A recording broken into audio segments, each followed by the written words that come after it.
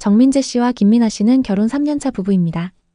2021년 이 부부는 경기도 남양주 전셋집에 살고 있었어요. 둘 다 중소기업에 다니며 연봉을 합쳐 약 8천만 원을 벌었죠. 평범한 맞벌이 부부로 언젠가 내 집을 마련하겠다는 꿈을 꾸고 있었습니다. 그러던 어느 날 민아 씨의 직장 동료가 엄청난 경쟁률이었던 서울 아파트 청약에 당첨됐다고 했습니다. 민아 씨는 너무 부러웠죠. 당시 서울 아파트는 10억을 훌쩍 넘었고 신혼부부 특별 공급 청약은 번번이 낙첨되면서 좌절감만 커져갔어요. 그러던 어느 날 유튜브에서 수도권 마지막 기회 소액 투자 아파트라는 영상을 보게 됩니다.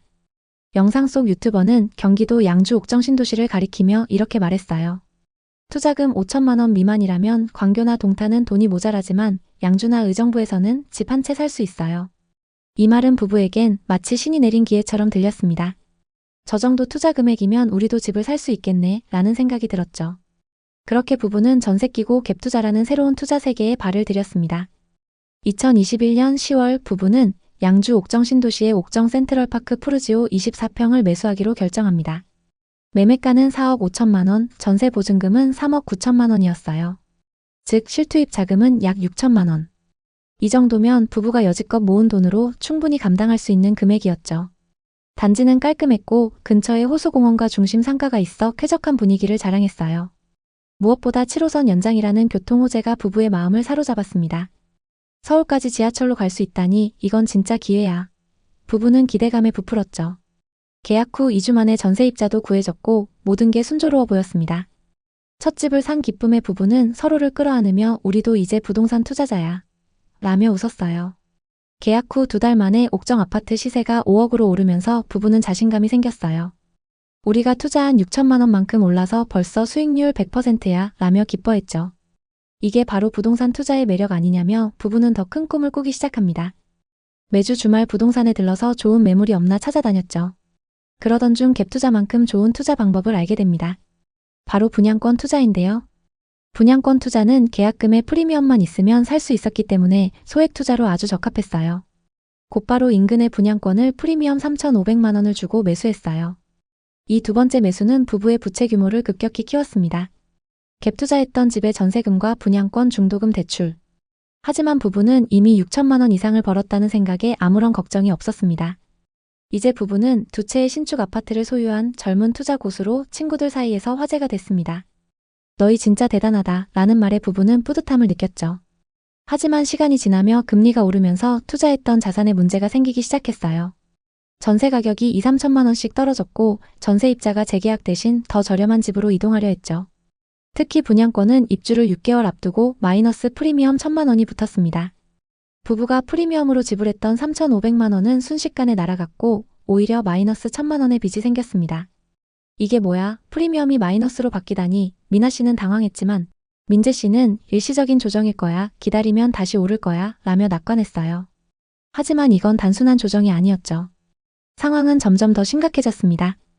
옥정 센트럴파크 푸르지오의 전세입자가 전세 보증금을 3억 9천만 원에서 2억 5천만 원으로 낮춰달라고 요구했어요. 같은 단지의 전세 호가가 그만큼 떨어진 거죠. 민아 씨는 말했죠. 그럼 1억 4천만 원을 우리가 메워야 해? 어디서 그 돈을 구해? 민재 씨는 대답했습니다. 전세 반환 대출이랑 신용대출 받아서 돌려주자. 방법이 있을 거야. 하지만 이미 분양권 중도금 대출 때문에 더 이상의 대출 실행이 불가능했습니다. 결국 부부는 분양권을 마이너스 2천만 원의 금매로 처분할 수밖에 없었죠. 프리미엄 3,500만 원 주고 샀던 매물이 마이너스 2천만 원까지 떨어지면서 5,500만 원을 손해봤습니다. 결국 부부는 분양권을 팔고 추가 대출을 받아 전세입자의 보증금을 돌려줬습니다. 더 충격적인 건 아파트 가격이 4억 5천만 원에서 3억 5천만 원으로 떨어졌다는 사실입니다. 분양권과 갭투자로 3년도 안 돼서 1억 5,500만 원을 잃은 거죠. 우리가 이렇게 망할 수가 있나? 부부는 망연자실했지만 이미 돌이킬 수 없는 상황이었죠. 부동산 투자로 건물주를 꿈꿨던 부부는 이제 빚더미에 앉게 됐습니다.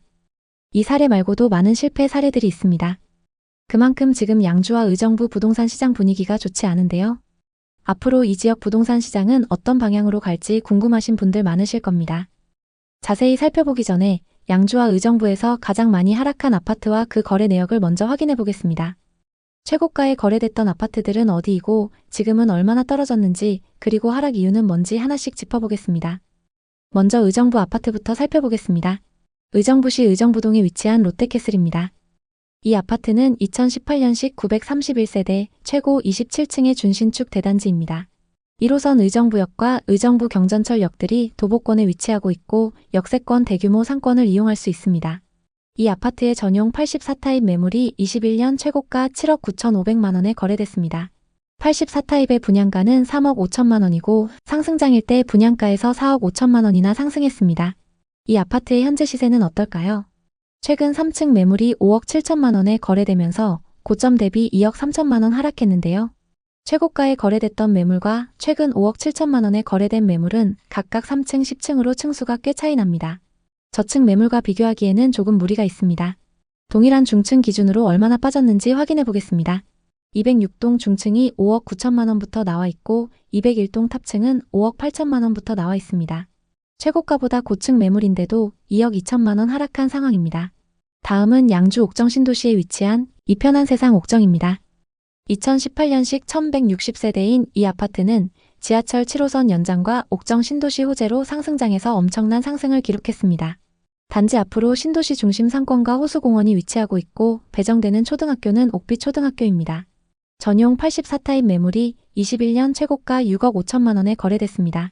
84타입 분양가는 2억 8천만 원이었고 상승장일 때 여기서 3억 7천만 원 상승했습니다. 현재 시세는 어떨까요? 최근 18층 매물이 4억 7,700만 원에 거래되면서 고점 대비 26%나 하락했는데요. 2021년 거래 현황을 살펴보면 1812동 1404호 매물이 최고가 6억 5천만 원에 거래됐습니다. 최근 18층 매물이 4억 7,700만 원에 거래되면서 최고가 대비 1억 7천만 원 하락했습니다. 현재 호가 시세로 고점 대비 얼마나 빠졌는지 확인해 보겠습니다. 84타입 1802동 10층 매물은 4억 7,500만 원, 1813동 고층 매물은 4억 9천만 원에 나와 있습니다. 최고가보다 고층 매물도 아직 고점 대비 많이 하락해 있는 상황입니다. 그럼 이제 의정부와 양주의 분양 아파트 분위기를 살펴보겠습니다. 청약 당시 고분양가로 대부분 미달을 기록했던 양주의 분양 아파트부터 보겠습니다. 경남 하너스빌 북한산뷰 4블럭입니다. 84타입 평균 분양가 4억 6천만 원대로 분양을 했는데요. 현재 분양권 시세는 어떨까요? 458세대의 이 아파트는 84타입 단일 평형으로 구성되어 있습니다. 분양가가 평균 4억 6천만 원 선이었는데요. 현재 분양권 매물 대부분에 마이너스 프리미엄이 붙어서 분양가보다 싸게 나와 있습니다. 층수 상관없이 마이너스 프리미엄이 3천만 원에서 5천만 원까지 붙어 있습니다. 현재 가장 저렴한 매물이 108동 중층 매물로 분양가 4억 4,300만 원에서 4,600만 원이 떨어져서 분양가보다 싸게 나와 있습니다. 청약 당시 다소 비싼 분양가로 미달이 났었고 하락장이 맞물려서 마피 매물로 나오고 있는 상황입니다. 다음은 청약 당시 최고 경쟁률 6대1을 넘었던 의정부시 용현동의 신축 아파트입니다. 탑성역 호재로 경쟁이 높았는데요. 힐스테이트 탑석입니다. 84타입 평균 분양가 6억 2천만 원대로 분양을 했고 현재 분양권 시세는 어떨까요? 이 아파트는 636세대로 25년 8월 입주 예정입니다. 현재 타입 상관없이 무피에서 마피까지 나와 있는데요. 103동 12층 매물은 분양가 6억 1,040만 원에서 1,000만 원 하락해서 6억 40만 원에 나와 있습니다. 반면 의정부에는 신축 프리미엄이 붙어서 분양가보다 높게 나온 단지도 있는데요. 의정부역 앞에 있는 더샵 의정부 링크시티의 경우 현재 84타입 매물에 프리미엄이 1억까지 붙어서 나와 있습니다. 입지와 입주 시기, 단지 규모 그리고 주변 호재에 따라 분양권 시세가 다른 상황입니다. 양주와 의정부의 미분양 현황은 어떤지 살펴봤습니다. 의정부는 24년 초 증가했던 미분양 매물이 급격히 감소했는데요. 최근 늘어나면서 아직 500세대 이상의 미분양 매물이 남아 있습니다. 양주에는 미분양 매물이 일부 소진되긴 했지만 현재 500세대 이상 쌓여 있습니다. 적정 수준 이상의 미분양 매물이 쌓여 있는 건 시장에 좋지 않은 소식입니다. 그럼 공급은 어떨까요? 의정부에는 24년부터 쭉 적정 수준의 신축 아파트가 공급됩니다. 현재 누적되어 있는 미분양 매물이 점차 소진되면서 분양권 시장 분위기도 조금씩 회복할 것으로 보입니다. 양주에는 23년, 24년 수요에 비해 10배가 넘는 아파트가 공급됐는데요. 앞으로는 공급이 적정 수준으로 예정되어 있습니다. 그렇게 되면 전세 수요가 기존 신축 단지로 몰리는 현상이 나타날 수 있고 매매 가격을 자극할 수 있습니다. 전세와 매매 가격 지수는 두 도시 모두 전세 가격 상승률이 눈에 띄게 높습니다. 매매 지수는 하락 이후 보합을 유지하고 있지만 전세 지수가 상승하면서 전세와 매매 가격 격차가 많이 줄어든 상태입니다. 그래서 현재 하락장에서보다 전세 매매 가격 차이인 갭이 많이 좁혀져 있습니다. 만약 이 지역의 아파트를 보고 계신다면 전세 가격이 받쳐주는 신축 아파트 위주로 보시면 좋을 것 같습니다. 의정부와 양주 부동산은 경기 북부 중에서도 호재가 많고 비교적 저렴한 가격에 많은 투자자들이 몰렸던 지역입니다. 특히 의정부역과 탑성역 인근 그리고 옥정 신도시의 신축 아파트들은 택지지구 개발 사업과 역세권 개발, 교통망 개발 호재로 많이 주목받았습니다. 그만큼 지역 거주자들 뿐만 아니라 외지인 투자자들도 많이 투자했던 곳인데요. 지금은 상황이 많이 어렵지만 의정부와 양주 부동산이 가망이 없다고 단정 짓는 건 이릅니다. 특히 옥정 신도시는 더욱 그렇습니다. 모든 신도시는 초창기에는 공실과 교통 문제로 어려움을 겪고 시간이 지나면서 성장해온 예가 많으니까요. 다만 현재 옥정의 상가 공실 상황과 아파트 시장의 흐름을 보면 당장 부동산 투자로 돈을 벌겠다는 단기적 접근은 위험도가 높습니다. 향후 지하철 7호선이 들어오고 신도시 인프라가 모두 구축돼 지역 경제가 활성화되면 옥정 신도시가 한층 성장할 수 있습니다. 그러나 그때까지 상당한 시간이 걸릴 것이며 그 과정에서 누군가는 금전적 심리적 부담을 지게 될 수 있습니다. 결국 옥정 신도시와 밀락지구를 포함한 의정부, 양주 부동산이 안정적으로 회복하기 위해서는 전반적인 개선이 필요합니다. 무작정 건물만 많이 지어서는 안 되고 사람들이 찾아올 만한 일자리와 생활 인프라가 필요한 것이죠. 지금 당장은 어렵고 앞으로 몇 년 더 지켜봐야 할 문제인 건 사실입니다. 호재만 믿고 덤비기보다는 실제 생활 인구와 수요, 인프라 등 전반적으로 살핀 후 접근하셔야 됩니다. 의정부와 양주 부동산에 관심 있는 분들에게 도움이 됐으면 좋겠네요. 오늘도 영상 봐주셔서 감사합니다. 항상 여러분의 성공적인 투자를 응원하겠습니다. 오늘 영상이 도움되셨다면 구독, 좋아요 부탁드립니다. 감사합니다. 2021년 용인 기흥구의 한 정비사업 설명회에서 김민종, 이상희 부부는 운명을 바꿀 듯한 기회를 만났습니다. 당시 부부는 기흥구에서 전세 2억에 살고 있었고 설명회에서 정비업체 직원은 자신만만하게 말했습니다. 이 구역은 재개발 사업지로 다른 구역보다 진행 속도가 빠릅니다. 2027년이면 새 아파트 준공 가능합니다. 이후 전문 컨설턴트가 정비 사업 절차를 간단히 설명하며 낡은 빌라를 사면 몇 년 뒤 새 아파트로 바뀌고 그 가치는 현재 매수가의 2배, 3배가 될 거라 장담했어요. 김민종님 부부는 이 말에 완전히 매료됐죠. 당시 기흥구는 용인 내에서도 재개발 기대감이 높던 지역이었고 역세권이라는 프리미엄은 부부의 투자 심리를 자극하기에 충분했어요. 사실 부동산 관련 유튜브나 설명회에서 지금이 마지막 기회라는 말, 소액으로 큰돈을 벌 수 있다는 말은 언제나 귀를 사로잡죠. 그날 저녁 부부는 재개발 투자를 위해 자금 계획을 세웠습니다. 그리고 바로 행동에 나섰습니다. 기흥구 신갈동의 19평 빌라 3층을 2억 2천만 원에 매수했어요. 자금 조달 내역은 이랬습니다. 매매가 2억 2천만 원의 전세 세입자 승계 조건이고 전세금은 1억 2천만 원이었습니다. 갭 투자이기 때문에 실제 투자 금액은 1억이 필요했죠. 투자금 1억은 기존 전세금 2억 집을 월세로 전환하면서 마련하기로 했죠. 다행인 건 집주인이 흔쾌히 동의를 해줬습니다. 다음 달부터 월세가 나가긴 하지만 대출 없이 투자를 할 수 있다는 생각에 들떴습니다. 민종님은 계산기를 두드리며 이렇게 생각했습니다. 전세 세입자 계약 기간이 1년 7개월 남아있으니까 그때까지 추가 비용은 없어. 그리고 전세 만기 시점에 전세금을 500만 원 정도 더 올려서 새로운 전세입자를 받아야지. 당시 역 근처에 위치한 빌라였기 때문에 입지가 좋았고 사업이 빨리 진행된다는 말에 금방 부자가 될 수 있을 것 같았죠.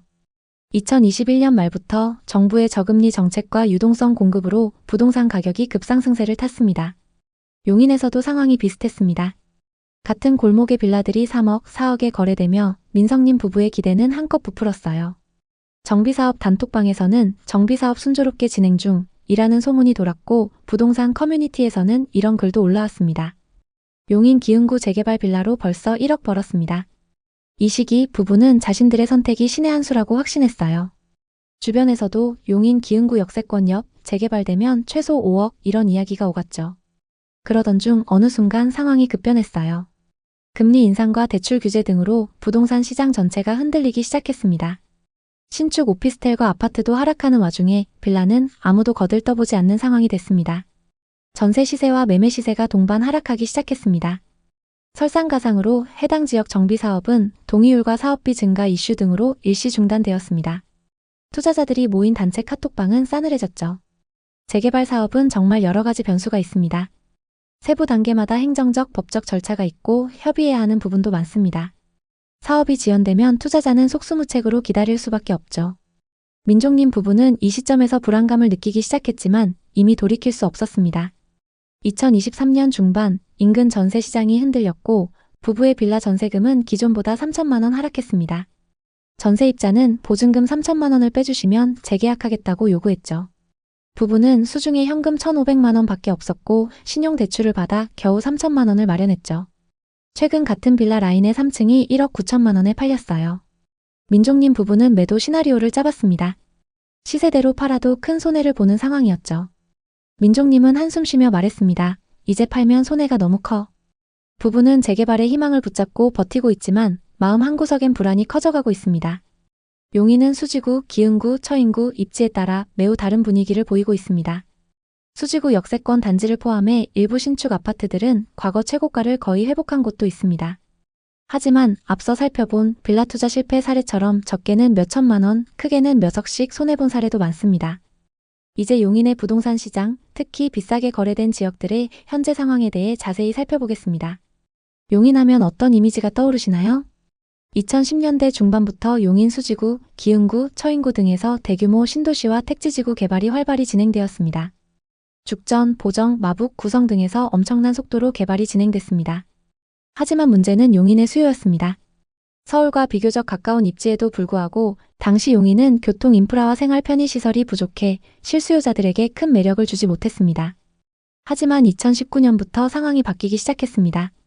부동산 상승장이 본격화되면서 서울 집값이 천정부지로 치솟았고 이에 따라 수도권 내에서 접근성이 좋은 지역으로 수요가 확산되었습니다. 용인은 분당선과 신분당선이라는 교통망을 이미 보유하고 있었고 수지구는 분당과 비슷한 학군과 상권을 형성하며 주목받았습니다. 기흥구는 수원 영통 및 광교와의 접근성 그리고 처인구는 동탄과 평택 방향으로의 확장성을 보이며 점차 매력을 더해갔습니다. 이 시기에는 지금 안 사면 벼락거지가 된다며 영끌로 아파트를 매수하는 사례가 크게 늘었고 갭투자 비율도 역대 최고치를 기록했습니다. 실제로 용인의 분양권과 신축 아파트는 불과 한두 달 사이에 1억, 2억씩 오르는 경우가 많았습니다. 기흥구의 한 아파트는 분양가가 4억대였는데 12억까지 거래되면서 분양가에서 8억 이상 상승하기도 했습니다. 하지만 2022년에 들어 본격적으로 금리를 올리면서 부동산 시장에 적색불이 들어왔습니다. 그 결과 대출에 크게 의존하던 부동산 매수세가 급속도로 식기 시작했습니다. 또 전세가도 같이 하락하면서 갭투자 수요도 같이 줄었습니다. 용인도 예외는 아니었습니다. 한때 10억 넘게 거래되던 아파트가 6억대로 내려오고 매물이 쌓여도 사겠다는 사람이 없었습니다.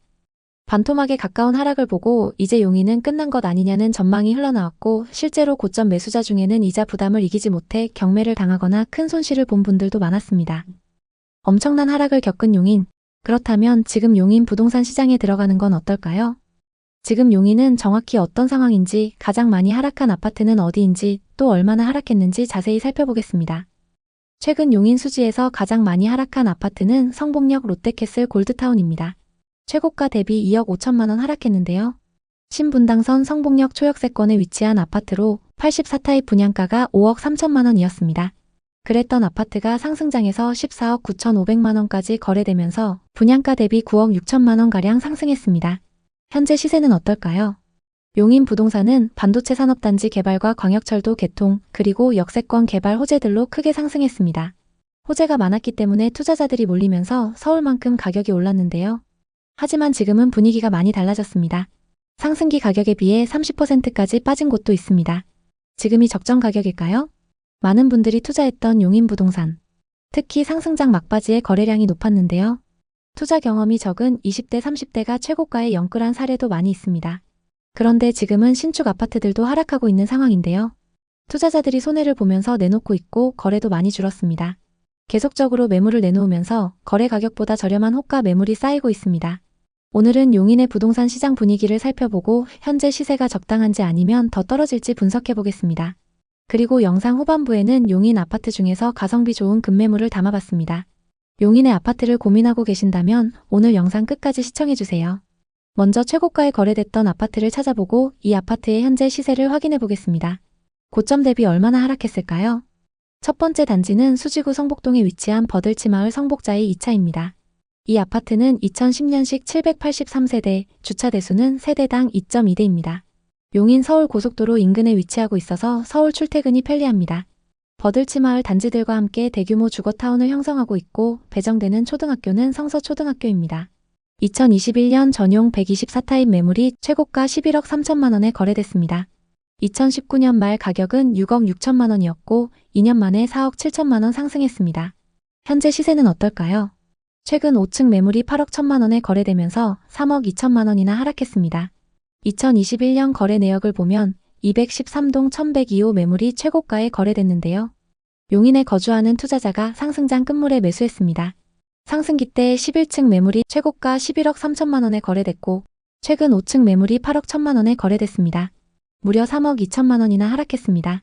현재 매물로 나와 있는 호가 시세를 확인해 보겠습니다. 저층 매물이 8억 2천만 원, 11층 매물은 8억 8천만 원에 나와 있습니다. 최고가에 거래됐던 매물과 같은 층 매물이 2억 5천만 원 저렴하게 나와 있는 상황입니다. 다음은 수지구 성복동에 위치한 성복역 롯데캐슬 골드타운입니다. 단지 바로 앞에 신분당선 성복역이 위치하고 있어서 대중교통 이용이 편리합니다. 주상복합단지로 롯데몰, 롯데마트를 포함해서 상권이 크게 형성되어 있습니다. 전용 84타입 매물이 21년 최고가 14억 9,500만 원에 거래됐습니다. 84타입 분양가는 5억 3천만 원이었고 상승장일 때 여기서 9억 6천만 원이나 상승했습니다. 현재 시세는 어떨까요? 최근 7층 매물이 12억 5천만 원에 거래되면서 고점 대비 2억 5천만 원 하락했습니다. 2021년 거래 내역을 보면 101동 2903호 매물이 최고가에 거래됐습니다.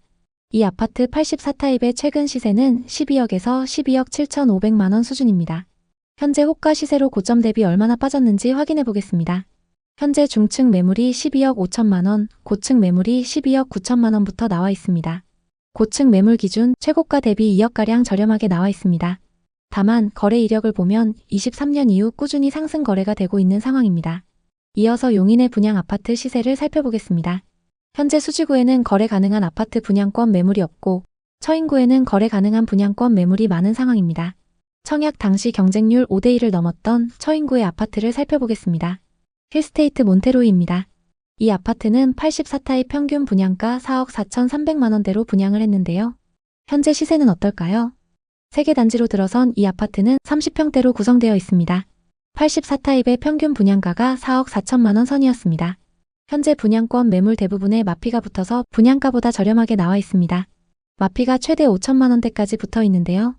제일 저렴한 매물이 103동 4층 매물로 분양가 4억 3천만 원에서 마피 5천만 원이 붙어서 3억 8천만 원에 나와 있습니다. 경남 아너스빌 3개 단지가 거의 동일한 시기에 입주하기도 하고 주변 시세가 저렴하기 때문에 마이너스 프리미엄이 붙어서 나오는 상황입니다. 용인의 미분양 현황을 살펴보겠습니다. 2024년 초 일시적으로 증가했지만 금방 소진됐고 현재 적정 수준을 유지하고 있습니다. 일부 남아있는 미분양 매물은 기흥구와 처인구에 위치한 아파트들입니다. 용인의 공급 물량을 살펴보면 2023년과 24년 공급이 많았습니다.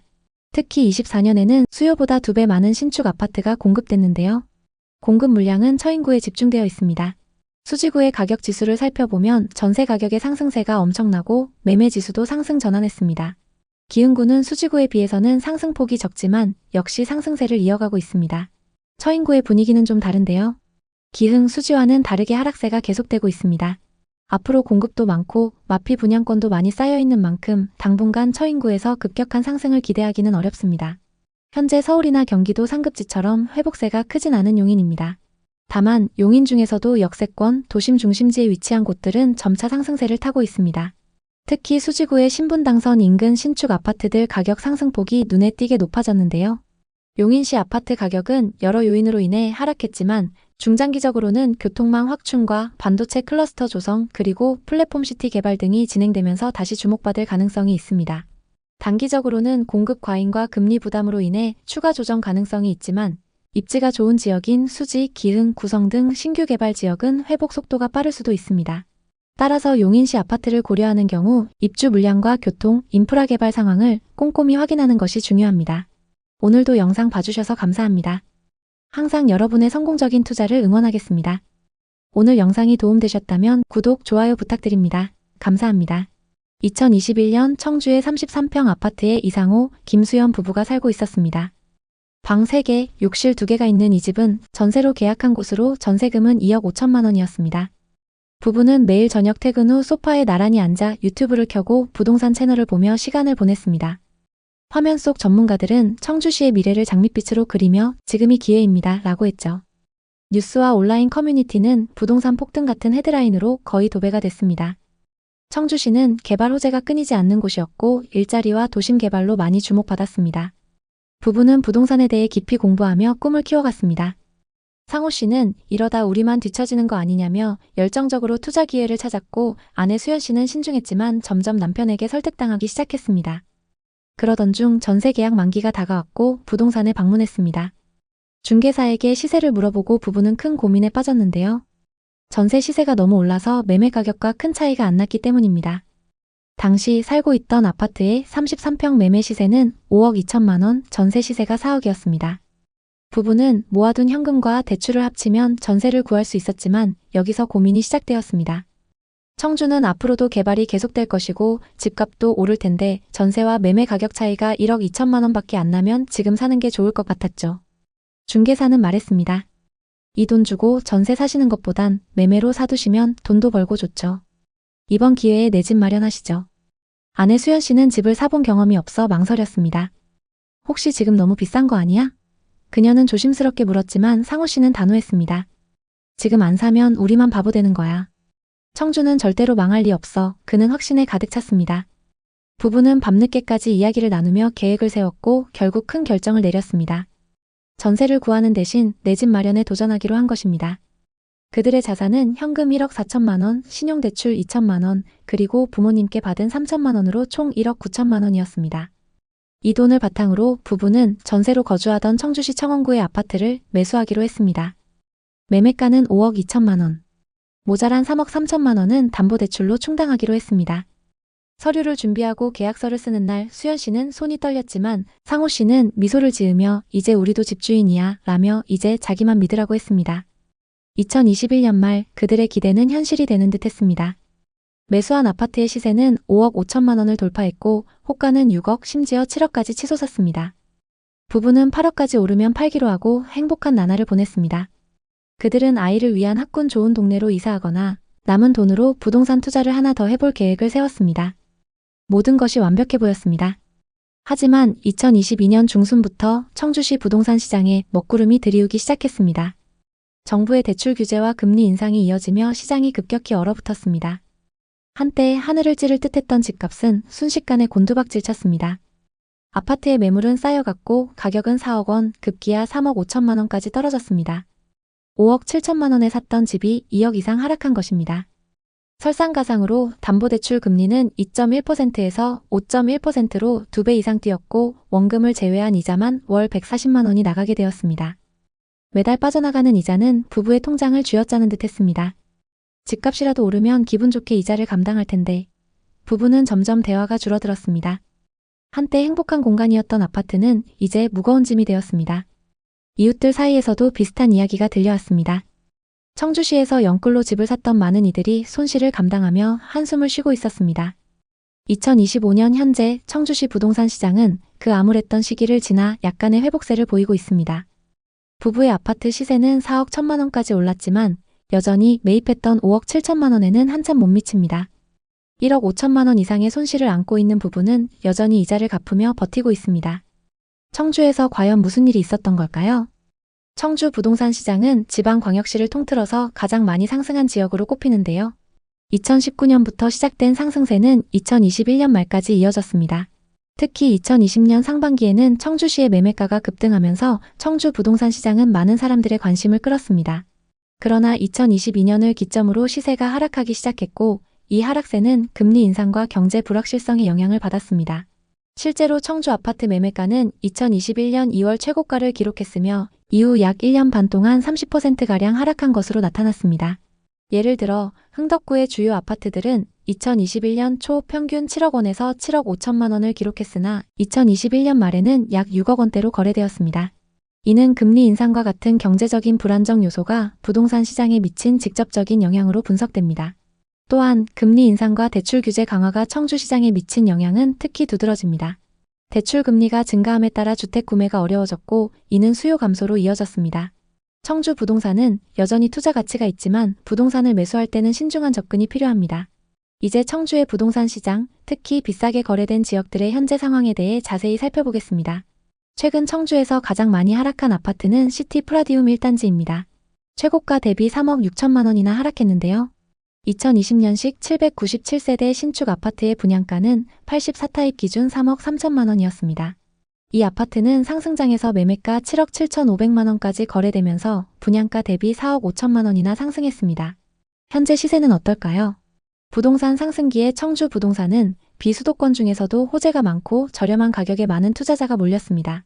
특히 신규 택지 개발과 산업단지 개발, 그리고 광역철도 개발 호재들로 1년 만에 몇 억씩 오르는 상승세를 보였습니다. 하지만 지금은 상황이 좋지 않습니다. 상승기 가격에 비해 40% 이상 빠진 곳도 있습니다. 그럼 지금이 적정 가격일까요? 청주는 상대적으로 저렴한 가격에 외지인들의 갭투자 비율이 높았던 지역입니다. 특히 상승장 막바지에 청주 복대동과 가경동 신축부터 오창과 오송까지 거래량이 급격히 상승했는데요. 지금은 투자했던 분들이 매물을 계속 내놓으면서 시세보다 저렴한 호가 매물이 쌓이고 있습니다. 그리고 분양권은 마이너스 프리미엄으로 내놔도 거래가 잘 안 되고 있습니다. 85만 명이 거주하는 청주시의 아파트 가격은 얼마가 적당한 걸까요? 오늘은 청주의 부동산 지표를 분석해보고 현재 아파트 시세가 적당한지, 앞으로 더 떨어질지 같이 확인해 보겠습니다. 먼저 7억 9천5백만 원까지 거래됐던 오송의 아파트부터 보겠습니다. 흥덕구 오송읍 연재리에 위치한 오송 힐데스하임입니다. 이 아파트는 2010년식 402세대 최고 28층입니다. 40평부터 60평까지 대형 평형으로 구성되어 있기 때문에 전세와 월세 수요가 꾸준합니다. 단지 바로 앞으로 오송 호수공원이 위치하고 있고 오송역이 예정되어 있습니다. 132타입의 가격 흐름을 보겠습니다. 2020년 1월 3억 9천만 원이었고 22년 최고가 7억 9천5백만 원에 거래됐습니다. 정확히 2년 만에 4억이나 상승했습니다. 이 아파트의 현재 시세는 어떨까요? 최근 26층 매물이 6억 1천만 원에 거래되면서 고점 대비 23% 하락했는데요. 22년 거래 현황을 보면 802동 2101호 매물이 7억 9천5백만 원에 거래됐습니다. 최고가 7억 9천5백만 원에 거래됐던 매물하고 최근 6억 1천만 원에 거래된 매물은 같은 타입 매물입니다. 오히려 최근 거래된 매물이 더 고층 매물인데요. 현재 호가 시세도 한번 살펴보겠습니다. 802동 중층 매물이 6억 5천만 원에 나와 있고 801동 고층 매물은 6억 7천만 원에 나와 있습니다. 중층 이상 매물 기준으로 1억 5천만 원 빠져서 나오고 있는 상황입니다. 다음은 청주시 흥덕구 복대동에 위치한 두산 이부 지웰시티 2차입니다. 거래량이 높은 준신축 단지이기 때문에 시세 반영이 빠릅니다. 2015년식 1956세대인 이 아파트는 복대동 중심부에 위치하고 있습니다. 주상복합 단지로 대형 프랜차이즈를 포함해서 상업시설 이용이 편리합니다. 길 건너엔 현대백화점도 위치하고 있습니다. 80타입의 분양가는 3억이었고 21년 최고가 7억 7천7백만 원에 거래됐습니다. 분양가 대비 4억 7천만 원이나 상승했습니다. 이 아파트의 현재 시세는 어떨까요? 최근 12층 매물이 6억 5백만 원에 거래되면서 고점 대비 21%나 하락했는데요. 정말 이 정도로 하락했을까요? 22년 거래 내역을 살펴보면 202동 2502호 매물이 7억 7천만 원에 거래됐습니다. 88년생 투자자가 상승장에 매수했습니다. 상승기 때 25층 매물이 7억 7천만 원에 거래됐었고 최근 12층 매물이 6억 5백만 원에 거래되면서 21% 하락했습니다. 최고가에 거래됐던 매물은 25층 고층 매물인데 최근 거래된 매물은 12층으로 중층 매물입니다. 고층 매물 호가 시세로 고점 대비 얼마나 빠졌는지 확인해 보겠습니다. 204동 30층 매물은 6억 4천5백만 원, 208동 32층 매물이 6억 5천만 원에 나와 있습니다. 고층 매물 기준 1억 2천만 원 하락해 있는 상황입니다. 다음은 청주의 분양 아파트 분위기를 살펴보겠습니다. 현재 분양권 시세는 어떨까요? 청주 오송에 위치한 오송역 힐스테이트입니다. 지역주택조합 단지로 59타입 기준 조합원 분양가가 3억 중반선에 공급됐는데요. 현재 분양권 시세는 어떨까요? 현재 매매로 나와 있는 매물 중에는 마이너스 3천만 원까지 떨어져서 나오는 마피 매물도 있습니다. 현재 마이너스 P가 가장 크게 붙은 매물은 114동 저층 매물인데요. 분양가 3억 3천90만 원에서 3천만 원이 떨어져서 나와 있습니다. 이 아파트의 입주는 26년 하반기로 예정되어 있습니다. 다음은 최고 경쟁률 60대 1을 넘었던 월명공원 한라비발디 온더파크입니다. 84타입 평균 분양가는 4억이었습니다. 이 아파트는 874세대로 26년 상반기 입주 예정입니다. 현재 분양가보다 비싸게 나온 매물도 있고 마피가 붙어서 싸게 나온 매물도 있습니다. 그중 101동 13층 매물은 분양가 3억 9,890만 원에서 마피 1,500만 원이 붙어서 나와 있습니다. 입주 시기가 가까워지면서 프리미엄 금액이 어떻게 변하는지 지켜보시는 게 좋습니다. 다음은 미분양 매물 현황입니다. 청주에는 2020년부터 누적된 미분양 매물이 없었습니다. 2024년 상반기에 증가했지만 적정 수준을 유지했고 현재도 마찬가지입니다. 그럼 공급은 어떨까요? 청주에는 지금까지 수요에 비해서 공급 물량이 많았습니다. 특히 2023년과 24년에 수요보다 2배 많은 신축 아파트가 공급됐는데요. 2026년과 27년에도 많은 공급 물량이 예정되어 있기 때문에 구축 전세 가격이 흔들릴 가능성이 있습니다. 전세와 매매 가격 지수를 살펴보면 청주 모든 지역에서 전세 가격 상승폭이 눈에 띄는데요. 매매 지수는 하락과 보합세가 계속되면서 좀처럼 반등의 기미가 안 보이지만 전세 지수는 매매 지수와 다르게 그 상승폭이 계속 커지고 있습니다.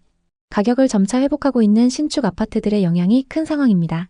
지역에서 상급지 아파트들이 상승세를 타게 되면 그 다음 입지도 자극받을 수 있는데요. 지금 청주에는 시세보다 저렴한 급매물도 나오고 있습니다. 신형 지웰시티 1차와 청주 하트리움 리버파크를 보겠습니다. 현재 고층 매물 중에서 시세보다 저렴하게 나온 매물이 있습니다. 흥덕구 복대동 지웰시티 1차 99타입은 최근 거래 금액이 6억 1천만 원에서 6억 5천만 원입니다. 현재 나와 있는 매물 중에서 101동 4층 매물이 6억에 나와 있어서 시세보다 저렴한 상황입니다. 특히 이 매물은 남동향 매물이고 16개 부동산에 내놨습니다. 보통 이런 경우 급매이기 때문에 호가 시세에서 금액 조율이 가능할 수 있습니다. 그리고 현재 임차인이 보증금 6천만 원, 월세 150만 원에 거주 중이기 때문에 월세를 끼고 투자가 가능합니다. 다음은 상당구 방서동에 위치한 청주 하트리움 리버파크입니다. 이 아파트의 84타입은 최근 거래 금액이 3억 7,500만 원에서 3억 9,500만 원입니다. 현재 105동 4층 매물이 3억 6,500만 원에 나와 있습니다. 현재 35개 부동산에 매물을 내놨고 공실인 상황입니다. 이 매물도 급매일 확률이 높기 때문에 호가에서 금액 조율이 가능할 수 있습니다. 지금 청주의 아파트를 보고 계신다면 앞서 소개해드린 매물들도 같이 검토해보시면 좋을 것 같습니다. 청주에 관심 있는 분들에게 도움이 됐으면 좋겠네요. 오늘도 영상 봐주셔서 감사합니다. 항상 여러분의 성공적인 투자를 응원하겠습니다. 오늘 영상이 도움되셨다면 구독, 좋아요 부탁드립니다. 감사합니다. 김민수 씨는 2021년부터 동탄의 부동산에 관심이 갔습니다. 30대 후반의 평범한 회사원이었던 그는 치솟는 집값을 보고 조급했죠. 그때 동탄은 그에게 딱 맞는 지역이었습니다. 직장 출퇴근이 가능했고 GTX 개통 소식, 반도체 산업의 호재, 체계적인 도시 설계 등 모든 게 만족스러웠습니다. 민수 씨는 아내 지연 씨와 함께 동탄역 근처의 아파트를 둘러봤습니다. 위치도 좋고 주변 환경도 너무 좋아서 당장 사고 싶었지만 역 주변 단지들은 시세가 너무 비쌌습니다. 그러던 와중 부동산 실장의 추천으로 역에서 좀 떨어진 영천동의 아파트를 보게 되었습니다. 1000세대가 넘는 대단지에다가 단지 바로 앞에 수변 산책로도 있고 대규모 상업시설도 들어서 있었죠. 역 주변보다 저렴하지만 입지가 좋아서 조만간 크게 오를 겁니다. 부동산 실장의 말은 부부의 심장을 뛰게 만들었습니다. 긴 상의 끝에 부부는 영천동의 2017년식 아파트 25평을 매수하기로 결정했습니다. 이 아파트는 2020년 초 사억대였는데 불과 1년 반 만에 2억 5천만 원 이상 뛴 상태였습니다. 민수 씨는 이 기회를 놓치면 영원히 집을 살 수 없을 것 같았습니다. 6억 9천만 원에 나왔던 매물을 협의 끝에 6억 7천만 원까지 깎아서 매수했죠. 은행 대출 4억 3천만 원, 부모님께 빌린 돈 1억, 그리고 그들의 전 재산에 신용대출까지 받아서 영끌로 매수했습니다. 지금 아니면 안 돼.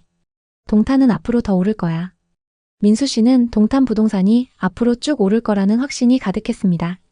지연 씨도 남편의 확신에 끌려 동의했죠. 그들은 새 아파트에서 새 삶을 꿈꿨습니다. 아이를 낳고 동탄의 신도시 인프라를 누리며 안정된 미래를 그렸습니다. 2021년 말부터 부부에게 황금빛 시간이 찾아왔습니다. 동탄 부동산 시장은 서울의 강력한 규제를 피해 풍선 효과로 폭등했죠. 그들의 아파트는 21년 12월 7억에 거래되었다는 소식이 들렸습니다. 불과 3달 만에 3천만 원을 번 거죠. 그리고 아파트 단지의 호가는 이미 9억까지 올랐습니다. 봤지, 내가 말했잖아. 동탄은 다를 거라고. 민수 씨는 동료들에게도 자랑하며 부동산 커뮤니티에서 활발히 활동했습니다. 그는 GTX 개통과 일자리, 신도시의 미래를 이야기하며 동탄이 수도권 남부의 대장 도시가 될 거라 확신했습니다. 지연 씨는 약간 불안했지만 민수 씨의 자신감에 마음을 놓았습니다. 그들은 새 가구를 들이고 동탄의 트렌디한 카페에서 주말을 보냈습니다. 이웃들은 모두 비슷한 꿈을 꾸고 있었죠. 이제 서울 안 부럽다는 말이 동탄 주민들 사이에서 유행처럼 번졌습니다. 하지만 그 기쁨도 잠시 곧 상황이 바뀌기 시작했습니다. 미국의 금리 인상이 본격화되면서 한국도 기준금리를 올렸고 민수 씨의 대출 이자는 매달 눈덩이처럼 불어났습니다. 4억 3천만 원 대출의 이자가 월 179만 원이나 됐습니다. 당장 생활이 힘들었지만 조금만 버티자 금리가 곧 내려갈 거야 라며 애써 위안했습니다. 하지만 시장은 냉혹했죠. 동탄역 주변 아파트는 15억을 찍었다가 10억대로 급락했습니다. 매물이 쌓였지만 사겠다는 사람은 없었죠. 역 주변보다 입지가 떨어지는 민수 씨 부부의 아파트도 급격히 하락하기 시작했습니다. 6억 7천만 원에 샀던 집이 최저가 3억 7천만 원까지 떨어졌습니다. 1년 반 만에 4억이나 빠져버린 거죠. 당시에는 대출금 상환도 어려운 수준이 된 건데요. 이게 뭐야? GTX도 곧 개통하는데 왜 이렇게 됐지? 이자 부담은 더욱 커졌고 반토막에 가깝게 하락한 집값을 보며 매일 밤 한숨을 쉬었습니다. 그 후 1년 동안 가격은 조금씩 회복하기 시작했고 2025년 현재는 겨우 5억 초반까지 올라왔습니다. 하지만 6억 7천만 원에 매수했던 부부는 1억 5천만 원 이상 손해를 보면서 팔 수는 없는 상황이고 이자를 내기 위해 빠듯한 생활을 유지하고 있습니다. 민수 씨 부부의 사례는 동탄 부동산 시장의 급격한 변화를 그대로 보여줍니다. 2020년과 2021년의 폭등은 그들을 꿈꾸게 했지만 2022년의 금리 인상과 시장 하락은 그 꿈을 앗아갔죠. 2024년 중반 이후 동탄역 근처 아파트들의 반등 소식은 아직 그들에게는 실감이 안 나는데요. 동탄 집값이 이렇게 들쑥날쑥한 이유는 뭘까요? 2020년, 2021년 상승기에 동탄은 서울의 강력한 부동산 규제를 피해 풍선 효과로 급등했습니다. 일자리, GTX, 신도시 인프라 등 뛰어난 장점이 부각되면서 실수요자와 투자자 모두 몰렸죠. 특히 동탄역 주변 같이 인프라가 잘 갖춰진 곳은 매물이 나오는 즉시 거래되면서 끝을 모르고 상승했습니다. 문제는 이 시기에 과도한 대출로 집을 산 분들입니다. 13억에 샀다면 대출을 7억, 8억 정도는 받았을 겁니다. 하지만 지금 10억에도 안 팔린다면 팔더라도 대출 상환을 겨우 할 수 있는 정도인 상황입니다. 반면 하락장에서 샀던 분들은 대출 부담이 훨씬 적거나 높은 금액의 전세를 둘 수 있겠죠. 2020년과 2021년 무렵에는 지금이 아니면 영원히 못 산다며 영끌로 아파트를 매수하는 사례가 크게 늘었습니다. 그 시기에는 오히려 인접한 광교나 위례보다 더 강한 상승률을 보였다는 분석도 있었고 일부 단지는 순식간에 최고가를 갱신했습니다. 하지만 2022년 들어 미국이 본격적으로 금리를 올리면서 한국 역시 기준금리를 계속 높일 수밖에 없었습니다. 그 결과 대출에 크게 의존하던 부동산 매수세가 급속도로 식기 시작했습니다. 동탄도 예외는 아니었습니다. 한때 15억, 16억 원에 거래되던 아파트가 10억대로 내려오고 매물이 쌓여도 사겠다는 사람이 없었습니다. 이제 동탄도 끝난 것 아니냐는 비관론이 흘러나왔고 실제로 고점 매수자 중에는 이자 부담을 이기지 못해 경매를 당하거나 큰 손실을 본 분들도 많았습니다. 그렇게 얼어붙었던 시장이 최근 들어 다시 반등 조짐을 보이기 시작했습니다. 정부가 여러 가지 규제를 완화했고 세제 개편과 함께 대출 문턱이 낮아진 영향이 컸습니다. 언론에서는 동탄역 인근 아파트가 다시 신고가를 기록했다는 기사를 내보냈는데 이를 본 사람들은 동탄이 다시 살아난다며 기대감을 보이기 시작했습니다. 특히 동탄역 롯데캐슬 전용 84타입이 16억에 거래되었다는 소식이 전해지면서 많은 사람들이 놀라워했습니다. 그렇다고 모든 단지가 똑같이 오른 건 아닙니다. 일각에서는 특수거래에 불과할 수 있으니 과대 해석은 금물이라고 경고하고 있습니다. 과거에도 인위적으로 높은 가격의 계약을 체결한 뒤 해당 거래를 분양 광고 등에 이용하고 나중에 취소하는 사례가 곳곳에서 드러났기 때문입니다. 동탄에서도 그런 일이 재현될 가능성이 있기 때문에 실제로 계약이 확정되고 잔금까지 이뤄지는지를 지켜봐야 한다는 목소리도 큽니다. 그럼에도 불구하고 시장이 꿈틀대기 시작하면 사람들은 자연스럽게 혹시 더 오르지 않을까 하는 기대를 품습니다. 2030 세대 중에는 규제 풀렸을 때 빨리 사야 한다며 성급하게 움직이는 분들도 계시다고 합니다. 이들을 두고 한 부동산 전문가는 이미 2021년에 영끌로 샀다가 2022년 금리 인상으로 크게 당했던 분들이 많았는데 불과 2, 3년 만에 비슷한 움직임이 반복되는 것 같아 조마조마하다고 말했습니다. 대출 이자 부담이 여전히 큰 상황에 무리하게 집을 사면 또다시 문제가 생길 수 있다는 지적입니다. 광교와 비교해보면 상황은 더 복잡해집니다. 광교 중흥 S클래스 같은 대장 아파트가 호수를 끼고 초고가를 찍었지만 지금은 상가 공실이 많아 실제 경기는 죽어 있는데 집값만 비싸다는 비판을 받고 있습니다. 아무리 지역이 좋아 보여도 대출을 과도하게 받아 집을 매수한 이들이 결국 이자를 갚느라 소비를 줄이게 되면 상권이 활성화되기 어렵다는 논리입니다. 동탄도 많은 가구가 대출을 끼고 매수한 것으로 알려져 있어 이런 악순환이 재현될 가능성을 배제할 수 없습니다. 그렇다고 동탄이 그냥 거품이 잔뜩 낀 지역이라고만 치부하기에는 GTX 계통과 반도체 산업이라는 대형 호재가 실제로 존재합니다. 동탄 주민들 중에는 호재가 크니까 2, 3년 뒤면 수도권 남부 대장으로 자리 잡을 거라고 자신 있게 말하는 분들도 많습니다. 또한 도심 설계가 체계적이고 주변 상업시설이 꾸준히 들어서는 중이라 살기 좋은 신도시라는 평가도 있습니다. 결국 동탄에서 벌어지는 상승과 하락을 한마디로 정리하기는 어렵습니다. 분명한 것은 폭등 뒤에는 폭락 그리고 다시 불안한 반등이라는 흐름이 2, 3년 사이에 보여졌다는 점입니다. 한번 급등했다고 해서 영원히 오르는 게 아니고 한번 폭락했다고 해서 회복이 불가능한 것도 아닙니다. 결국 금리, 정책, 지역 인프라, 심리 등이 복합적으로 맞물려 시장을 움직입니다. 현재 동탄 부동산 시장이 다시 주목받게 된 이유는 정부의 규제 완화와 세제 개편이 큰 몫을 했습니다. 고금리 시대가 이어지고 있음에도 사람들은 앞으로는 더 힘들어질 수 있으니 지금이라도 사두자 혹은 이제 곧 금리가 안정되면 집값이 또 올라갈 거다 라는 기대를 가지는 경우가 많습니다. 그러나 다른 한편에서는 금리가 안정된다는 보장이 없고 대내외 경제 상황이 좋지 않으니 이럴 때 영끌로 들어갔다가 지난번처럼 낭패를 볼 수 있다는 우려도 제기됩니다. 실제로 동탄에서 영끌로 집을 샀다가 2022년에 금리 인상으로 매물을 내놓고도 팔리지 않아 경매까지 간 사례를 언론에서 다룬 적이 있습니다. 그분들은 1, 2억씩 손실을 감수하고서라도 이자 부담을 줄이기 위해 어쩔 수 없이 처분했다고 합니다. 그러니 조금만 상황이 달라지면 유사한 사례가 또 생길 가능성이 있습니다. 특히 분양을 앞둔 시행사나 건설사에서는 고가 거래 사례를 통해 분양가를 높이려는 의도가 있을 수 있어 실제로 거래가 최종 성사되는지 늘 확인이 필요합니다. 그렇다면 지금 동탄에 들어가면 안 되는 건가? 이런 질문도 자연스럽게 나옵니다.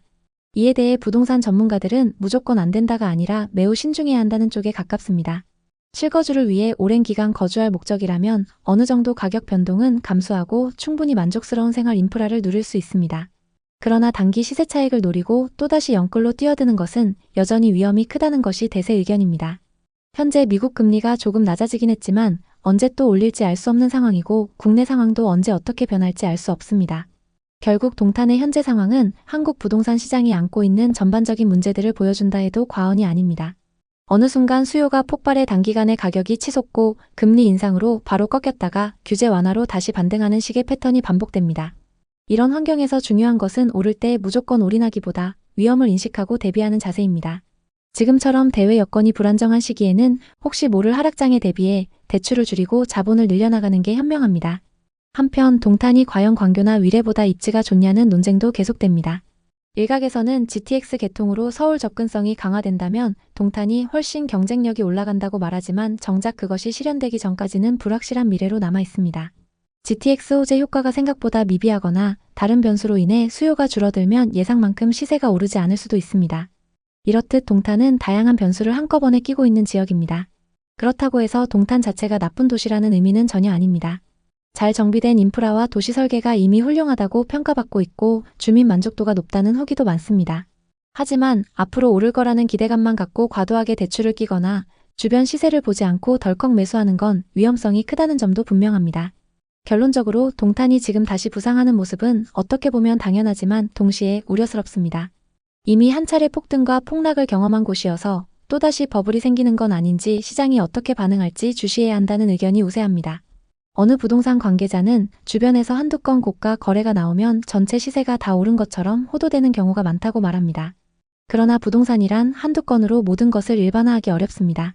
확정된 거래인지 취소 가능성은 없는지 주변 매물은 어떻게 움직이는지를 꼼꼼히 봐야 합니다. 부동산은 어느 누구도 속단하기 어렵고 특히 동탄처럼 짧은 기간의 폭등과 폭락을 모두 맛본 곳이라면 더욱 그렇습니다. 지금은 무엇보다도 차분한 시각과 정확한 정보를 토대로 무리한 영끌을 피하면서 자신의 재무 상황에 맞는 선택을 하는 것이 바람직해 보입니다. 동탄 부동산에 관심 있는 분들에게 도움이 됐으면 좋겠네요. 오늘도 영상 봐주셔서 감사합니다. 항상 여러분의 성공적인 투자를 응원하겠습니다. 오늘 영상이 도움되셨다면 구독, 좋아요 부탁드립니다. 감사합니다. 이수영님 부부는 서울 송파구의 전셋집에서 결혼 생활을 하고 있었습니다. 어느 날 아내 수영님은 동네 커뮤니티에서 만난 지인들에게 부동산 투자 이야기를 듣게 됐는데요. 2년 전에 전세 살다가 매매했는데 그때 사두길 진짜 잘했어요. 그 사이 3억 정도 오른 것 같아요. 당시 송파구의 부동산 시장은 급격한 상승세를 보이고 있었습니다. 지금이 마지막 기회다. 서울 부동산은 사두기만 하면 오른다. 이런 말들이 곳곳에서 나왔죠. 그때 수영님은 집에서 가까운 성남시가 눈에 들어왔습니다. 위례나 분당은 송파구 집값의 반값인데 앞으로 교통 호재나 재건축 호재가 있어서 지금이 기회라는 정보를 얻었기 때문인데요. 게다가 그 타이밍에 마침 수영님의 직장 동료인 소연님이 위례 신도시에 투자해서 벌써 1억 이상 벌었다고 자랑을 했죠. 수영님은 투자해서 돈을 번 동료 얘기와 유튜브 영상들을 보여주며 남편을 설득했습니다. 처음엔 반대했던 남편도 어느 순간부터 이러다 진짜 우리만 뒤처지는 거 아니냐며 집을 사는 것에 적극적으로 나서기 시작했습니다. 우선 전셋집 대신 월세집에 살면서 전 재산을 투자해서 집을 사기로 마음먹었습니다. 맞벌이 부부였기 때문에 매달 월세를 내는 게 부담스럽지 않았죠. 그리고 무엇보다 위례집을 사두면 오를 게 보였기 때문에 좋은 선택이라고 생각했습니다.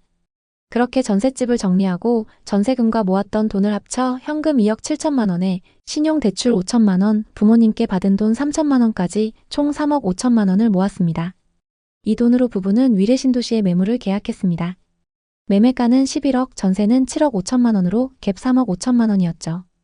위례 신도시에 11억짜리 집을 3억 5천만 원으로 살 수 있어서 너무 기뻤습니다. 이런 게 갭 투자의 매력 아니냐며 부부는 행복 회로를 돌렸습니다. 집을 산 지 1년 뒤 부부가 계약한 위례의 아파트가 12억 5천만 원에 거래됐습니다. 1년 만에 1억 5천만 원을 번 셈이었죠. 못해도 14억 15억까지는 올라갈 것 같다며 그때 팔고 더 좋은 집을 사기로 약속했습니다. 하지만 그 기대도 잠시였죠. 2022년 말부터 위례의 부동산 시장은 얼어붙었습니다. 치솟았던 가격은 급격히 하락했고 거래는 뚝 끊겼죠. 실거래가는 8억, 급기야 7억 5천만 원까지 떨어졌습니다. 11억에 산 집이 3억 5천만 원이나 하락한 거였죠. 23년 중순 21년에 계약했던 전세입자가 계약 만료 3개월을 남기고 이사를 통보했습니다. 새 임차인을 구하려 했지만 전세호가는 5억 5천만 원으로 기존 전세금 7억 5천만 원보다 2억이나 낮았어요. 2억의 갭을 메우기 위해 신용대출을 받고 양가 부모님께 손을 벌렸습니다. 그래도 돈은 모자랐고 3금융권 대출에 부모님 집 담보로 대출까지 받아서 겨우 마련했습니다. 겨우겨우 새로운 임차인을 구했고 대출 이자 때문에 생활비도 아껴가며 버텼습니다. 2025년 4월 해당 아파트의 거래 금액은 9억 6천만 원입니다. 많이 회복하긴 했지만 아직도 1억 4천만 원이나 손해 중이죠. 고점의 위례 아파트를 갭 투자했던 부부의 실제 사례였는데요. 이 사례 말고도 성남 부동산에 투자해서 큰 손해를 본 분들이 많습니다. 대체 이곳에는 무슨 일이 일어나고 있는 걸까요? 성남 분당과 위례 신도시는 경기도에서 가장 크게 상승했던 지역이었습니다. 특히 30대, 40대 분들에게 주목받으며 집값이 치솟았습니다. 하지만 2025년 현재 이 지역들의 집값은 급격한 하락세를 보이고 있습니다. 어떤 아파트는 최고가 대비 수억 넘게 하락했고 영끌에서 투자한 사람들은 팔지도 못하는 상황입니다. 대표적인 사례로 위례 신도시의 대단지 아파트 시세 변화를 살펴보겠습니다. 전용 면적 51타입 기준으로 가격 변화를 보면 정말 변동폭이 엄청납니다. 2019년 7억 초반하던 아파트가 2021년에는 12억 중반까지 올랐습니다. 하지만 최근 동일 타입 매물이 10억 초반까지 떨어지면서 2억가량 하락했는데요. 많이 떨어지긴 했지만 아직도 비싸다고 하시는 분들도 많습니다. 지난 몇 년간 분당과 위례는 무조건 오르는 지역이라고 불렸습니다. 하지만 성남 분당과 위례 신도시는 상승기 시절 높은 기대와 달리 현재 여러 가지 문제로 인해 하락세가 계속되고 있습니다. 교통 개통 지연과 의료 복합 타운 무산, 재건축 사업 지연 등으로 주민들의 기대감은 꺾였으며 분당과 위례 신도시 내 주요 아파트 단지들의 시세가 하락하는 추세를 보이고 있습니다. 예를 들어 성남시 수정구 창곡동에 위치한 위례 호반 서밋 에비뉴 아파트는 21년 7월 16억 2천만 원에 거래되었으나 22년 말에 4억 7천만 원 하락하여 11억 5,500만 원에 거래되었습니다. 또 다른 단지인 위례자이 아파트의 경우 21년 4월 18억 6천만 원에 거래되었으나 23년 5월 15억 6,500만 원에 거래되면서 3억 하락했습니다. 최근 이 아파트들은 일부 상승하긴 했지만 최고가에 비해서는 많이 하락한 상황입니다. 위례 신도시는 강남과의 근접성을 바탕으로 설계된 도시로 서울 송파구 장지동, 성남시 수정구, 하남시 하감동 세 지역에 걸쳐 형성되어 있습니다. 위례 지역은 교통 편의성, 생활 인프라 등 뛰어난 입지를 자랑하며 초기에는 큰 기대를 모았습니다. 하지만 주요 호재들의 지연과 무산으로 하락세를 면치 못하고 있습니다. 위례와 더불어 성남시 분당은 일기 신도시 재건축 호재로 엄청난 상승세를 기록했습니다. 많은 사람들이 재건축 사업을 기대하며 투자했지만 사업비 증가로 사업이 진행되지 않으면서 가격은 점점 하락하고 있는 상황입니다. 성남 분당과 위례 신도시는 투자 가치가 있지만 아직은 신중한 접근이 필요합니다. 이제 이 지역의 부동산 시장, 특히 비싸게 거래된 곳들의 현재 상황에 대해 자세히 살펴보겠습니다. 성남시 분당의 아파트부터 살펴보겠습니다. 성남시 분당구 구미동에 위치한 무지개 5단지 청구입니다. 이 아파트는 1995년식 932세대의 구축 대단지 아파트입니다. 상승장에서 재건축, 리모델링 호재로 크게 상승했던 무지개 마을인데요. 최근 분당금 이슈로 말이 많습니다. 입지는 수인 분당선 오리역과 탄천 산책로가 가깝습니다. 그리고 단지 바로 앞에 초등학교가 위치하고 있습니다. 전용 85타입 매물이 21년 최고가 12억 4,500만원에 거래됐습니다. 85타입의 2019년 말 가격은 7억 4,500만원이고 상승장일 때 2년 만에 5억이나 상승했습니다. 이 아파트의 현재 시세는 어떨까요? 최근 16층 매물이 9억 5,300만원에 거래되면서 고점 대비 2억 9천만원 하락했는데요. 2021년 최고가에 계약된 매물은 무지개마을 513동 1003호입니다. 이 아파트에 전세로 거주하시던 분들이 상승장 끝물에 매수했는데요. 12억 4,500만원에 거래된 매물과 최근 9억 5,300만원에 거래된 매물은 같은 타입 매물입니다. 그리고 최근 거래된 매물이 19층으로 층수도 더 높습니다. 현재 505동 6층과 13층 매물이 10억 2천만원부터 나와 있습니다. 같은 중층 매물 기준 2억 2천만원 하락한 상황입니다. 위례 신도시 아파트를 보겠습니다. 수정구 창곡동에 위치한 레미안 이편한 세상입니다. 위례 신도시 인프라와 철도 개통 호재로 엄청난 상승을 기록했습니다. 단지 앞으로 8호선 남이래역과 역세권 상권이 위치하고 있고 위례 수변공원 접근성도 좋습니다. 전용 84타입 매물이 21년 최고가 16억 3천만원에 거래됐습니다. 84타입 분양가는 4억 8천만원이었고 상승장일 때 여기서 11억 5천만원 상승했습니다. 현재 시세는 어떨까요? 최근 10층 매물이 13억 4,500만원에 거래되면서 고점 대비 2억 9천만원이나 하락했는데요. 이 정도로 많이 하락했을까요? 최고가에 계약된 매물은 위례 레미안 이편한 세상 5614동 1005호입니다. 소유자 현황을 보면 용인에 거주하시는 분이 상승장 끝물에 매수한 걸 볼 수 있습니다. 상승기 때 10층 매물이 최고가 16억 3천만원에 거래됐고 같은 10층 매물이 최근 13억 4,500만원에 거래되면서 최고가 대비 2억 9천만원 하락했습니다. 상승장 이후 금액 변화를 살펴보면 최고가 16억 3천만원까지 거래됐고 하락장이었던 23년 1월 11억 4천만원까지 하락했습니다. 이후 2년간 2억가량 회복한 상황인데요. 최고가 대비 많이 하락했지만 가격 회복세가 빠른 위례 아파트입니다. 현재 매물은 저층 기준 13억 8천만원, 중층 기준 13억 9천만원부터 나와 있습니다. 다음은 성남시 수정구 신흥동에 위치한 산성역 포레스티아를 보겠습니다. 이 아파트는 2020년식 4,089세대 최고 28층의 신축 대단지 아파트입니다. 재건축 사업으로 재탄생한 이 아파트는 입주 시기와 상승장이 맞물리면서 엄청난 상승을 기록했는데요. 신축 단지의 규모가 크고 8호선 산성역도 가까워서 전세와 월세 수요가 높습니다. 전용 74타입 매물이 21년 최고가 13억 3천만원에 거래됐습니다.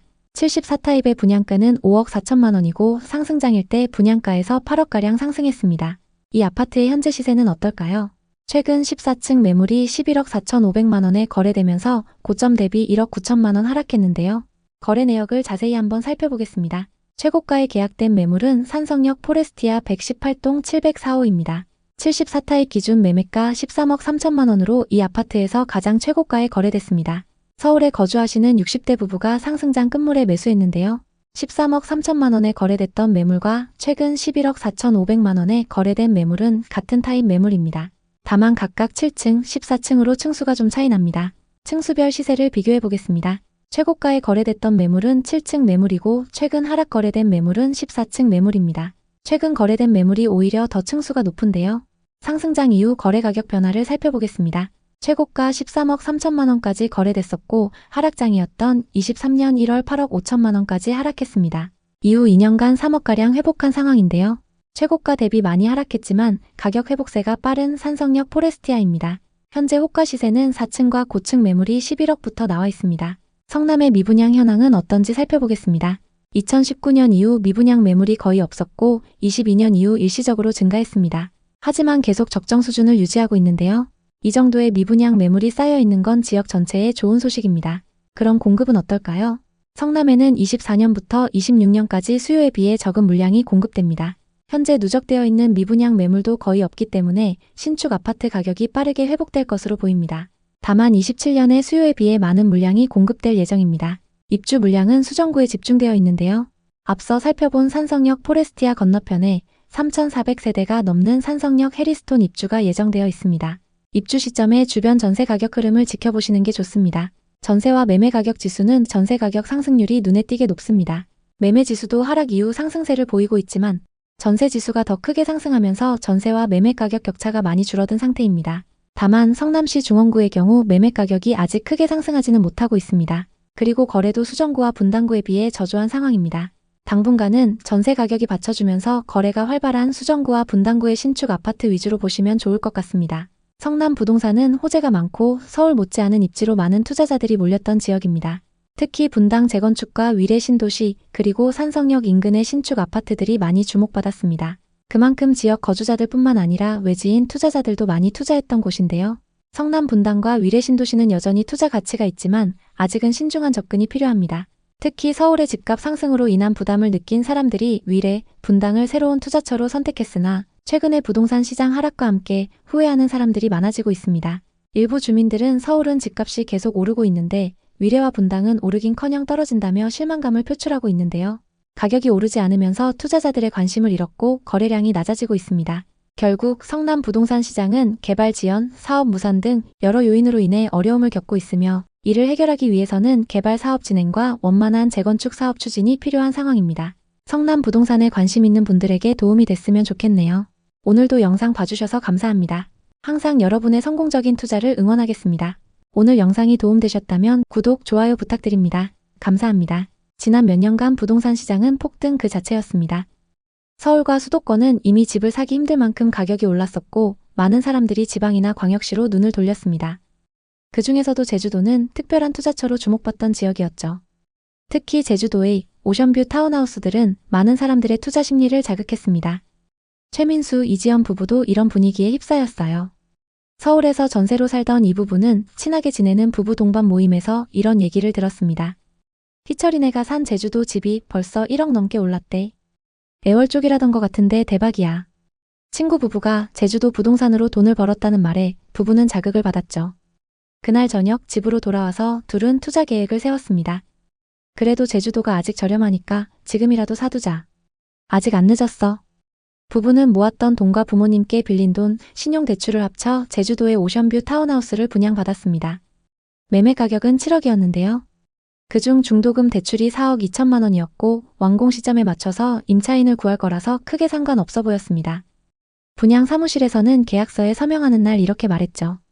계약 잘하시는 거예요. 2년 안에 9억, 10억은 갈 겁니다. 요즘은 임차인 구하기도 쉬워요. 부부는 이 말을 듣고 기대에 가득 찼습니다. 부동산 커뮤니티에서도 제주도는 곧 서울 아파트처럼 오른다는 글이 올라왔고 댓글엔 요즘은 돈 많은 중국인들한테 비싸게 팔 수 있다 이런 말도 있었습니다. 하지만 점점 예상치 못한 방향으로 흘러갔습니다. 2022년 이후 금리 인상으로 이자가 2배 넘게 오르면서 중도금 대출 이자만 월 175만 원으로 뛰었어요. 원래 처음 계약했을 때는 70만 원 정도밖에 안 나갔는데 갑자기 100만 원 이상의 추가 지출이 생긴 거죠.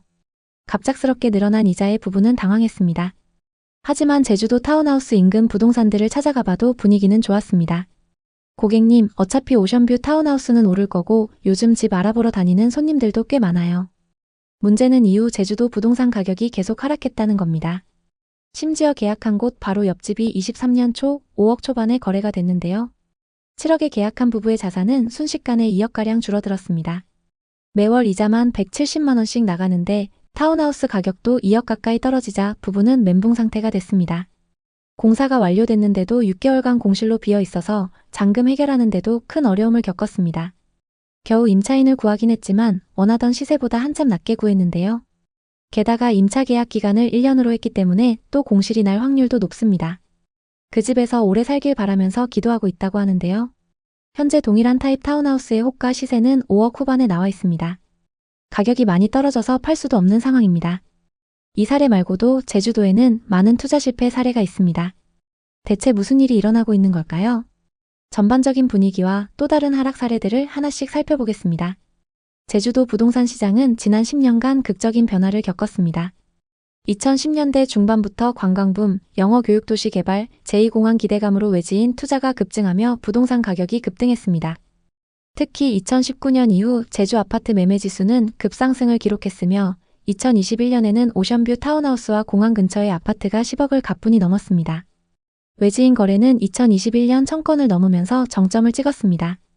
그러나 2022년부터 고금리와 수요 감소로 시장은 급락했습니다. 2024년 거래량은 전년 대비 35% 감소, 평균 가격은 10% 하락하며 침체가 심화되었습니다. 제주도 부동산 시장의 침체는 여러 구체적인 사례를 통해 확인할 수 있습니다. 다음은 최근의 대표적인 하락 사례들입니다. 한경면에 위치한 입주 4년차 아파트는 2025년 기준 48가구가 공실로 남아 있습니다. 총 99가구 중 거의 절반 가까운 수준인데요. 이 단지는 2021년 분양 당시 전용 84타입 기준 7억대의 고분양가로 외지인 투자자들을 끌어들였으나 고금리와 수요 감소로 인해 매매와 임대 모두 어려움을 겪고 있습니다. 현재 해당 단지의 매매가는 분양가 대비 약 20-30% 하락한 5억대에 거래되고 있습니다. 또 2025년 2월 입주를 시작한 에어릅의 한 아파트는 전체 세대의 60%가 비어있는 상태입니다. 이 단지의 분양가는 전용 84타입 기준 8억에 달했으나 현재 매물은 6억대까지 하락했음에도 거래가 거의 이루어지지 않고 있습니다. 외지인 세컨드하우스 수요를 기대했으나 투자 심리 위축으로 공실률이 치솟은 대표적인 사례입니다. 서귀포의 상황도 비슷한데요. 대정읍은 제주 영어 교육 도시와 가까워 한때 외지인 투자로 호황을 누렸습니다. 하지만 2023년 이후 거래가 급감하며 2021년 10억대에 분양된 타운하우스가 현재 6-7억대의 매물로 나와 있습니다. 일부 급매물은 분양가 대비 40% 이상 하락한 가격의 매물로 나와 있으나 여전히 매수자를 찾기 어려운 상황입니다. 제주 공항과 인접해 있는 노영동의 아파트 전용 84타입은 2021년 6억 7천만 원의 신고가를 기록했으나 2025년 현재는 5억 2천만 원에 거래되며 1억 5천만 원 하락했습니다. 이 단지는 비규제 지역으로 외지인 투자가 활발했지만 최근에 매수 문의가 줄며 가격 방어가 어려워지고 있습니다. 이러한 사례들은 제주도 부동산 시장이 과거의 과열에서 벗어나 급격한 조정 국면에 접어들었음을 보여줍니다. 특히 고분양가로 공급된 신규 아파트와 타운하우스는 외지인 수요 감소로 인해 가격 하락과 공실 문제에 직면하고 있습니다. 2025년 4월 기준 제주도의 준공후 미분양 주택은 1227가구로 집계되었습니다. 이는 제주도 전체 미분양 주택 2485가구의 약 49.4%에 해당하며 전국 악성 미분양 주택의 10% 이상을 차지합니다. 이는 부산, 전남, 대구 등 다른 지역을 상회하는 비율로 제주도가 미분양의 중심지로 떠오르고 있음을 보여줍니다. 미분양은 특정 지역에 집중되어 있습니다. 에어릅, 조천읍, 한경면, 대정읍, 안덕면 등은 전체 미분양의 약 69%를 차지합니다. 또한 공실 문제도 심각합니다. 예를 들어 한경면의 입주 4년차 아파트는 현재 절반 가까이 빈집으로 남아있으며 에어릅의 신축 아파트는 공실률이 60%를 넘습니다. 외지인 수요 감소는 제주도 부동산 시장 침체의 핵심 요인입니다. 2021년 외지인 아파트 매수 거래량은 1117건으로 최고치를 기록했으나 2023년 361건, 2024년 211건으로 급감했습니다. 고금리와 부동산 불경기로 세컨드하우스 및 투자 수요가 얼어붙은 결과입니다. 신규 아파트 거래는 사실상 중단되었으며 구도심의 소형 아파트나 빌라만 저렴한 가격으로 간헐적인 거래가 이루어지고 있습니다. 읍면 단위의 전원주택과 타운하우스는 거래가 거의 없고 호가를 낮춰도 매수자를 찾기 어렵습니다. 이는 제주도 부동산이 단기간 내 회복되기 어려운 상황임을 보여줍니다. 제주도 미분양의 주된 원인은 터무니없는 분양가입니다. 2025년 2월 기준 제주도 민간 아파트의 평균 평당 분양가는 2,481만 원으로 전국에서 서울에 이어 두 번째로 높습니다. 예를 들어 제주도의 한 아파트 전용 84타입 분양가는 7억 9,900만 원으로 경기도 중상급지의 아파트보다 비쌉니다. 높은 분양가는 과도한 땅값이 원인입니다. 2010년대 후반부터 2021년까지 제주도 부동산 시장이 과열되면서 시행사들이 공시지가의 4-5배 가격으로 토지를 매입했습니다. 이로 인해 고분양가를 유지할 수밖에 없었습니다. 하지만 고금리와 수요 감소로 이러한 고분양가는 시장에서 외면받고 있습니다. 제주도 부동산 시장은 지역 주민이 아닌 외지인과 투자자를 타겟으로 공급되었습니다. 제주도민은 고가 아파트를 구매하기보다는 과수원이나 토지를 매입해 감귤 농사 등으로 수익을 얻는 것을 선호합니다. 한 제주도 공인중개사는 제주도민은 비싼 아파트를 사지 않고 차라리 땅을 사서 농사를 짓는다고 이야기했습니다. 외지인 투자자들은 저금리 시기에 세컨드하우스나 투자 목적으로 제주도 부동산을 매입했으나 고금리 시대가 도래하면서 수요가 급감했습니다. 이로 인해 외지인을 겨냥한 고가의 아파트와 타운하우스는 미분양과 공실로 이어졌습니다. 2022년 이후 고금리 환경은 제주도 부동산 시장의 결정타를 날렸습니다. 저금리 시기에는 대출을 활용한 부동산 매입이 쉬웠지만 금리 인상으로 대출 부담이 커지며 투자 심리가 위축되었습니다. 특히 세컨드하우스처럼 필수적이지 않은 부동산에 대한 수요는 급격히 줄었습니다. 제주도는 관광 중심지로 자연환경은 매력적이지만 일자리와 경제적 기회가 제한적입니다. 높은 물가와 터세 문제도 외지인 이주를 어렵게 만듭니다. 또한 섬이라는 지리적 특성상 자재 운송 비용이 추가로 발생해 건축 비용이 상승하며 이는 분양가에 반영됩니다. 제주도 부동산 시장은 단기 회복이 어려운 상황입니다. 투자 시 다음 사항을 고려하세요. 신축 아파트보다는 구도심의 소형 아파트나 빌라처럼 저렴한 매물을 검토하세요. 이들은 간헐적인 거래로 유동성이 있습니다. 또 단기 수익을 기대하기 어렵기 때문에 최소 5년 이상의 투자 기간을 설정하고 임대 수익을 목표로 하세요. 한 지역이나 유형에 집중 투자하지 말고 포트폴리오를 다각화하세요. 제주도 부동산 시장은 고금리와 수요 감소로 당분간 침체가 지속될 가능성이 높습니다. 제2공항 건설과 같은 개발 호재가 현실화되지 않는 한 단기 반등은 어렵습니다. 하지만 장기적으로는 제주도의 자연환경과 관광 수요가 시장 회복의 기반이 될 수 있습니다. 투자나 이주는 철저한 준비와 신중한 접근이 필요합니다. 제주도는 여전히 아름다운 섬이지만 부동산 시장은 미분양과 빈집 문제로 심각한 위기를 맞고 있습니다. 높은 분양가, 외지인 중심의 공급 구조, 고금리 환경, 그리고 지역적 한계가 시장 침체를 가속화하고 있죠.